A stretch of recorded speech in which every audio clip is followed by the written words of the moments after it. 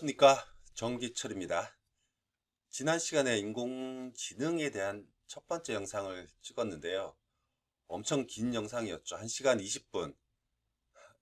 제가 편집이 서투르고 편집에 그렇게 시간을 많이 할애할 수가 없어서 끝까지 보시기는 힘드실 것 같은데, 지난 시간에 말미에 이야기 드렸던 인공신경망에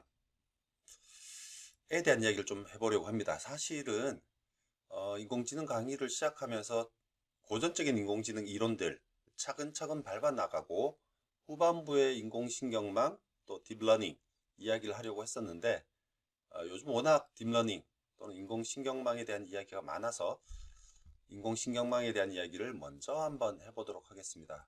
인공신경망, 그걸 그대로 번역해서 Artificial Neural Network, 줄여서는 ANN 또는 줄여서 Neural Network이라고 하기도 합니다. 그래서 인공신경망의 전체적인 이야기는 지난 영상에 드렸으니까 오늘은 실제 인공신경망에 대해서 구체적으로 한번 들어가 보도록 하겠습니다. 그런데 제 소망은 중학생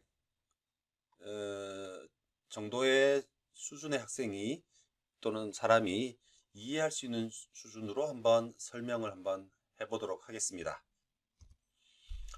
그 전에 기계학습이 뭔지부터 이야기를 해보죠. 사실은 기계학습이 뭔지 또는 기계학습이 왜 필요한지 거기에 대한 이야기를 먼저 해야겠죠. 그래서 기계학습, 머신러닝에 대한 이야기를 하려고 합니다. 학습 기법은 이렇게 한 3가지 정도로 나눌 수 있어요. 사실 이 3가지는 꼭 인공지능에서 쓰는 이야기는 아니고요. 일반적으로 우리 사람이 또는 동물이 학습하는 방법을 정리한 거라고 생각을 하시면 됩니다.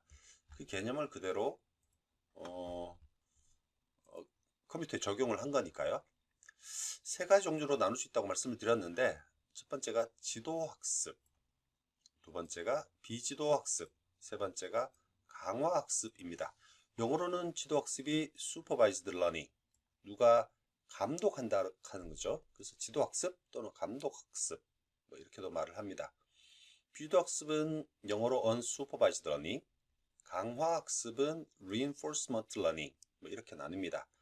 실제로 이 각각의 학습 기법이 어떻게 다른 건지도 설명을 드려야 되는데, 그 내용은 다음 영상으로 차후에 만들어서 올리도록 하겠습니다. 그래서 오늘은 인공신경망에 대한 얘기를 하죠. 지난 시간에도 설명을 드렸는데 뇌 속에 있는 세포, 즉 뇌세포를 뉴런이라고 합니다. 그래서 뉴런을 이렇게 생겼다고 말하네요. 저도 실제적으로 본 적은 없고, 생물 시간에 수상돌기니 축색돌기니, 제가 알아듣지도 이해하지도 못하는 단어로 학습을 했었는데, 인간의 또는 동물에 있는 뇌세포 뉴런의 동작 방식을 그대로 본따서 만든 게 인공신경망이죠. 근데 실제로는 동물들, 인간의 뇌세포가 정확히 어떤 동작을 하는지는 알지 못합니다. 그래서 여러 가지 정기적인 실험에 의해서 이런 동작을 하겠구나, 그리고 동물들의 뉴런 하나하나는 그렇게 복잡한 동작을 하는 게 아니구나, 뇌가 그렇게 파워풀한 이유는 굉장히 많은 뉴런이 굉장히 복잡하게 얽혀서 그런 힘을 내는구나, 그 정도만 아는 거지, 정확히 뉴런이 어떻게 동작하는지는 아직 이해하지 못하고 있습니다. 사실은 인공신경망을 만드는 이유 중에 하나가, 인공신경망을 만들어서 그 인공신경망의 동작 방식을 해독하고 거기서 나오는 정보를 동물들, 인간의 뇌세포의 동작의 연구에 활용하는 목적도 있습니다. 그래서 지금 여기는 지난번에 보여드린 그림인데, 요 회색 원, 이 각각의 뉴런이라고 생각하고, 데이터가 인공신경망에 들어와서 어떤 처리 과정을 거쳐서 결과를 나는 식으로 보통 신경망을 만들죠. 근데 이 신경망에서 가장 심플한 신경망이 뭘까요? 이게 작은 사각형은 그 입력값이라고 생각을 하면 됩니다. 그래서 입력값이 쭉 어떤 연산을 거치면서 출력이 되는 구조인데, 가장 심플한 구조의 인공신경망이라 그러면 뉴런이 하나 있는 거라고 생각하면 되겠죠. 그래서 입력이 2개고 그를 처리하는 뉴런이 하나인 이런 신경망이 가장 간단한 신경망이라고 생각할 수가 있을 겁니다. 이런 신경망이 퍼셉트론으로 가장 초창기에 제한된 신경망이죠. 오늘은 사실 그 이야기를 할 겁니다. 근데 그 전에 자꾸 제가 그 전에라는 말을 많이 쓰는데 기계학습이 왜 필요한지 그 이유를 한번 생각을 해보죠. 기계학습이 필요한 이유. 그래서 예를 들면 지금 빨간 집단과 파란 집단이 있다고 생각하죠. 그리고 그 집단은 2차원 데이터입니다. 그래서 하나를 나타내는 값이 2값이라는 거죠. 예를 들면 이 파란 값은 대략 4.7, 뭐 0.9 이 정도의 값을 가지는 2차원 데이터라고 합시다. 그 2차원 데이터가 이게 사람이라면 사람의 키와 몸무게일 수도 있고 눈의 크기 뭐 이런 값들이 있을 수 있겠죠. 그래서 파란 클래스와 빨간 클래스를 구분하는데 각각의 클래스의 인스턴스는 샘플은 2개의 값을 가진다. 그래서 2차원 데이터라고 합니다. 그런데 2차원 공간상에서 모든 데이터를 우리가 보유하지 못하고 있으면 새로운 데이터가 들어왔을 때 이 데이터가 빨간 집단인지 파란 집단인지 구분을 못하죠. 그럴 때 학습이 필요한 겁니다. 만약에 지금 화면의 그림처럼 빨간 집단과 파란 집단이 있는데 2차원 평면상을 꽉 채우는, 즉 모든 데이터에 대한 값이 클래스 값이 있다면, 우리가 사용할 수 있다면 학습이라는 게 필요 없죠. 예를 들면 이 데이터가 빨간 데이터냐 파란 집단이냐 빨간 집단이냐, 뭐 그 데이터의 빨간색 여부 파란색 여부가 벌써 데이터를 내가 가지고 있으면 학습이라는 게 필요 없죠. 그냥 판단만 하면 되는 겁니다. 근데 실제로 우리가 다루는 거의 모든 문제가 이렇게 벌써 모든 데이터의 모든 샘플을 구할 수 있는 문제는 없죠. 그죠? 그래서 이렇게 우리가 구할 수 있는 샘플은 유한한 겁니다. 이걸 우리가 학습 데이터라고 하죠. 근데 학습 데이터는 일부분인데, 샘플인데, 학습 데이터로 사용되지 않았던 어떤 데이터가 들어오면 이걸 파란색 집단이라고 할지 빨간색 집단이라고 할지 결정을 해야 됩니다. 그죠? 그렇게 결정을 하려면 우리가 구해둔 샘플 데이터로부터 뭔가 학습이라는 과정을 거쳐서 판단할 수밖에 없는 겁니다. 우리 사람도 그렇죠. 우리가 사용하는 숫자 1이라는 모양, 가능한 모든 모양을 다 알고 있지는 못할 겁니다. 그렇지만 어떤 모양을 보면 1인지 2인지 구분할 수 있죠. 그래서 인간은 학습을 한다는 겁니다. 그래서 조금 전에 이제 퍼셉트론이라는 이야기를 했었는데, 뉴런 하나인 퍼셉트론, 퍼셉트론이 뉴런이 여러 개 있을 수도 있지만 가장 간단한 퍼셉트론은 뉴런이 하나인 퍼셉트론일 겁니다. 그래서 그 퍼셉트론에 대한 이야기를 할 건데, 그 퍼셉트론이라는 단어의 뜻을 잘라보면 perceive트론이죠. 트론이라는 영화 혹시 보셨습니까? 혹시 트론이라는 영화를 보지 않으셨으면 이 트론이라는 영화가 몇 년 전에 리메이크 돼서 한번 나왔었는데, 예전에 1960년대인가요? 예전에 한번, 지금으로 보면 굉장히 그래픽이 좀 심플한데 그때 나왔던 영화를 다시 리메이크해서 최근에 다시 만들었던 영화입니다. 지금 화면 보시면 대체적으로 어떤 영화인지 느낌은 가질 수 있겠죠. 그래서 트론이라는 이미지가 이런 이미지라고 생각하면 될 듯합니다. 그래서 perceive하는 트론, 어떤 머신이라는 거죠. 그 퍼셉트론입니다. 근데 이 퍼셉트론을 이야기하기 전에 직선의 방정식 이야기를 하려고 합니다. 제가 이 영상 서두에 중학생도 이해할 수 있는 신경망에 대한 설명을 해보겠다라고 자신 있게 말했는데 지금 자신은 없습니다. 근데 설명을 한번 해보죠. 아까 보여드렸던 그 2차원 데이터죠. 아까 말씀드린 것처럼 어떤 데이터가 주어지면 이게 파란 클래스인지 빨간 클래스인지 구분을 하려면 우리가 앞에서 이야기했던 샘플 데이터, 기존에 있던 데이터로부터 뭔가를 학습을 하면 편하다고 했죠. 꼭 학습은 안 해도 되긴 합니다. 근데 우리는 머신러닝에 대한 이야기를 하고 있으니까 학습이라는 걸 할 텐데 그 학습의 결과물이 뭐냐라는 거죠. 학습의 결과물이라 그러면 이 빨간 집단과 파란 집단을 구분하는 직선을 알아내면 될 것 같아요. 직선. 그런데 그 직선이라는 게 이렇게 1번 직선도 있을 수 있고요. 또는 뭐 2번 직선, 제가 직선이 지금 직선인데 직선이 아니게 그리고 있는데, 또는 3번 직선, 뭐 여러 형의 직선이 있겠죠. 이 1, 2, 3번의 직선 중에 어떤 직선이 가장 좋은 직선일까요? 그러니까 가장 잘된 학습 결과일까요? 뭐 이건 또 뭐 상황에 따라 판단에 따라 달라질 수도 있는데 저는 1번 같아요. 예를 들면 2번보다는 1번이 더 우수해 보이죠. 왜냐하면 2번은 파란 집단에 너무 가까이 붙어 있고 그에 비해서 1번 직선은 빨간 집단과 파란 집단의 정중앙을 관통하는 직선인 것 같아요. 그래서 뭐 2번보다 1번이 좋다라는 판단을 한다면 뭐 2번보다 1번을 선호하는 학습 기법, 뭐 그런 기법 중에 하나로 SVM이라는 학습 기법이 있습니다. 뭐 이것도 나중에 기회가 되면 영상을 설명을 드리죠. 그래서 하여튼 이 두 클래스를 구분하는 직선을 구하는 겁니다. 직선. 직선.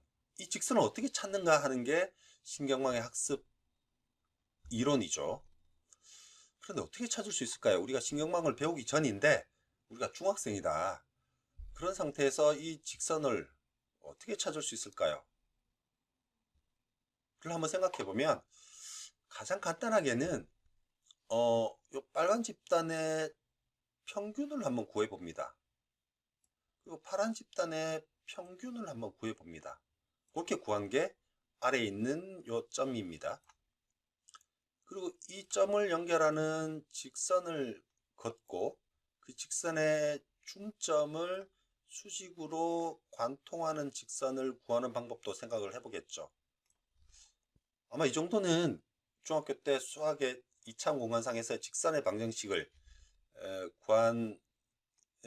배운 학생들은 어렵지 않게 또는 조금 어렵게 또는 인터넷을 검색해서 구할 수 있으리라고 생각합니다. 그럼 대략 한 이 정도의 직선의 방정식이 그려지는 셈이겠네요. 뭐 이렇게 구해도 되겠죠. 이렇게 구해도 되는데 우리 신경망에서는 이렇게 구하지는 않습니다. 어떻게 구하냐면 그냥 개괄적으로 설명을 드리면 랜덤하게 직선을 하나 뭐 만들어 놔요. 그리고 이 직선의 기울기나 y절편, 2차원 공간상에서 직선의 방정식은 기울기하고 y절편만 알면 되니까 그 값을 조금씩 수정해 가면서 뭘 보고, 즉 학습 데이터를 보고 수정해 가면서 최종적으로 직선의 방정식을 찾아 나가는 구조입니다. 그러니까 2차원 공간상에서의 신경망의 학습이라는 것은 두 클래스를 구분하는 직선의 방정식을 찾는 문제로 볼 수 있습니다. 그래서 그 직선의 방정식을 다 찾고 나면 여기서 그러니까 왼쪽에 있는 이 그림을 학습 데이터로 썼는데 학습 데이터에서 없었던 부분에 대한 데이터들도 판단을 할 수 있게 된다는 거죠. 그래서 우리가 장차 구할 그 직선의 방정식이 여기라고 생각이 들면 이 직선의 방정식의 상위에 있는 점들은 빨간 집단, 하위에 있는 점들은 파란 집단이라고 판단을 할 수 있다는 거죠. 이게 인식을 할 수 있다는 문제고요. 뭐 물체인식, 예, 인식을 할 수 있다는 겁니다. 그래서 신경망은 학습, 그리고 학습된 결과물을 바탕으로 이제 인식을 하는 그런 문제, 그런 툴입니다. 방금까지는 2차원 이야기만 들었었죠. 그럼 3차원은요? 3차원은 평면의 방정식을 구하면 되는 겁니다. 그죠? 그러니까 3차원이면 2차원 평면의 방정식, 우리가 시각적으로 볼 수는 없지만 4차원이면 3차원의 하이퍼큐브라고 하는데 하이퍼큐브 방정식 등등을 계속 구해 나가면 되는 겁니다. 그러니까 2차원 상황에서 직선의 방정식을 구할 수 있으면, 그리고 계속 확장하면 다차원 또는 고차원의 문제도 풀 수 있게 되는 거죠. 예, 지금부터 이야기는 조금 어려워질 수 있는데 우리 직선의 방정식에 대한 이야기를 조금 하고 넘어가겠습니다. 혹시나 이 내용이 조금 뭐 심볼이 나오고 기호가 나오고 그래서 어려우시면 조금은 스킵하셔도 됩니다. 우리가 중학교 때나 이후에 직선의 방정식을 배우면 지금 식이 똑같아지려면 아까 말했던 것처럼 y는 ax 더하기 b라면 뭐 요식하고 사실 똑같은 의미인데 요식을 모든 항을 b로 나누어 버리면 상수 하나, 둘, 그리고 상수 셋. 요 b는 이제 1이죠. 여기 1이 있는 셈이니까. 그래서 요렇게 표현하든 요렇게 표현하든 두 개씩은 똑같은 식이라는 거죠. 사실 왼쪽 식을 수학에서는 많이 쓰는데, 근데 요 식을 잘 보면 뭐 그러니까 요 식을 잘 정리하면 요렇게 나타낼 수도 있다고요. 근데 요 식은 a, b라는 벡터와 x 곱하기 x 닷 y라는 벡터의 내적입니다. 내적이란 말은 동일한 위치에 있는 것들의 곱의 합이거든요. 이게 c, 여기서는 마이너스겠죠. 마이너스보다 크면 뭐 이런 식이 되는 거죠. 그래서 잘 보면 요 a 값과 b 값과 c 값, 지금 여기 있는 상수 값들을 우리가 찾아만 내면 직선의 방정식이 완성되는 겁니다. x, y는 변수니까요. 그래서 x나 y 값은 변수고 어떤 값을 학습 데이터를 바탕으로 a, b, c라는 값을 찾아내는 문제가 신경망의 학습이라는 겁니다. 와, 제가 이렇게밖에 설명할 수 없는지 참 답답한데요. 아까 화면으로 다시 돌아오면 요 빨간 점 파란 점들이 학습 샘플들이죠. 학습 샘플들입니다. 그래서 요 특정 값의 값을 요 특정 점에 대한 값을 x1, y1, 요 값은 x2, y2 이렇게 정리를 할 수 있겠죠. 이렇게 정리가 되면 우리가 구해야 되는 것은 ax 플러스 by 플러스 c는 0이 되는 직선의 방정식을 찾는 거라고요. 그래서 여기 있는 모든 점들의 값을 요 x는 x에 y는 y의 값을 넣어서 a, b, c라는 세 개의 상수 값을 찾는 문제가 신경망의 학습 알고리즘입니다. 여기서 일반인들 착각을 하는데 우리 수학 시간에는 x, y가 변수라고 배웠으니까 a, b, c는 아는 값이고, 근데 그 문제와 이제 뒤집어지는 문제입니다. 그러니까 학습 데이터의 x값, y값들이 변수에 들어가는 거고, 그 변수 값들을 바탕으로 어떻게 해서 상수값 a, b, c, 이 상수값이 기울기와 y절편을 의미하는 거잖아요. 그래서 학습 데이터 x, y를 바탕으로 기울기와 y절편을 나타내는 a, b, c라는 상수값을 찾는 게 학습입니다. 예, 조금 전에 드린 설명이 좀 이해가 안 될 수도 있습니다.